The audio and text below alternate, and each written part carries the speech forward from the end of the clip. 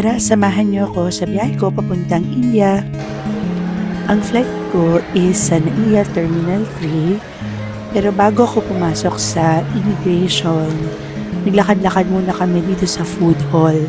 Not sure if marami ba sa inyo alam nito, sa NAIA Terminal 3 arrivals area, merong food hall na napakaraming choices ng kainan from first floor to fourth floor, I think. So kami, naglakad-lakad muna kami, naghanap kami saan kami pwede munang magstay while waiting bago ako pumasok. So ito nga, nagraminagi na lang kami. Then ito, nakalagpas na ako ng immigration area. Naglakad-lakad muna kami since marami pa akong time, and then hinanap namin yung lounge area ng Singapore Airlines.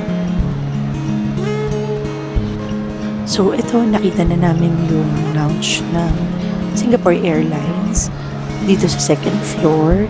And then pumasok na nga kami, pinesent namin yung boarding pass.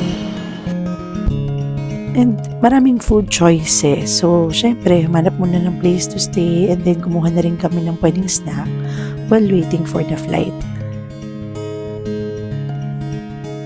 So ito na yung seat ko sa Singapore Airlines business class. In fairness, fully reclinable seats, maraming food choices, and then maraming movies, plus may free wifi pa. So ito, malapit na kaming mag-land.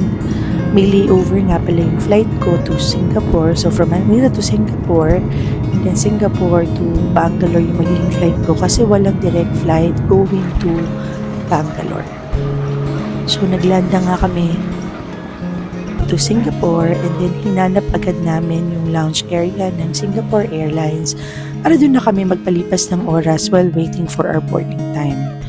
Ang ganda pa rin talaga ng lounge area ng Singapore Airlines, and as you see, ang daming food choices. Kain na naman.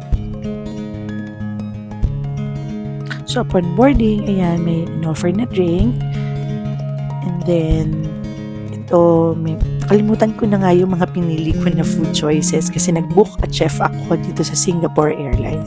In fairness, meron ganito sa biyaheng Singapore to Bangalore.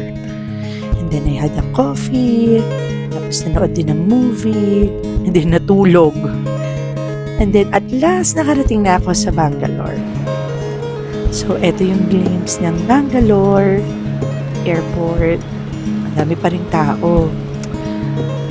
Samahan niyo ako sa next vlog ko. I'll try to come up with a vlog na makikita niyo naman yung flavor of Bangalore, India.